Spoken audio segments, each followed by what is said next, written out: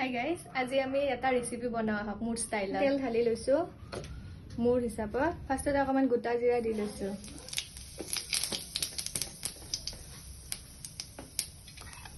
এতিয়া জলকীয়া দুটা দিম।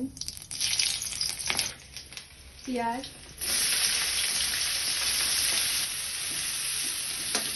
এতিয়া আমি চিকেন গিজাত এই বইল কৰি লৈছো আৰু এয়া হৈছে লিভাৰটো বইল কৰা নাই কিন্তু এই আধা ভাজা নিচিনা কৰি লম।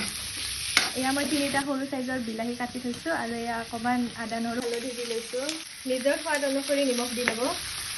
এয়া ঘৰতে বটি থোৱা জিৰা ধনিয়াৰ গুড়া একেলগে মিলাই থৈছিলো, তাৰে অকমান দি দিম মছলা আৰু এয়া মিট মছলা অকমান দি দিম আৰু চবৰে।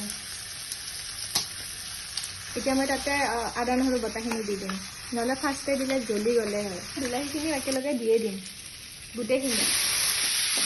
এতিয়া এইখিনি অকমান ফ্ৰাই কৰি থাকো। মাংসৰ গোন্ধ পাই কিনে ইও চাব আহিছে কি বনাই আছো বুলি। এয়া ঘৰতে গুড়ি কৰি থোৱা গৰম মছলা গুড়ি। এতিয়া সামান্য মই সৰু বাটি এটাত অকমান পানী লৈ লৈছো, যিহেতু এইটো মই ড্ৰাই ফ্ৰাই নিচিনা ভাজিমহে, বেছি পানীৰ কাৰণে নিদিওঁ, অকমান সিজাৰ কাৰণে পানী দি লৈছো।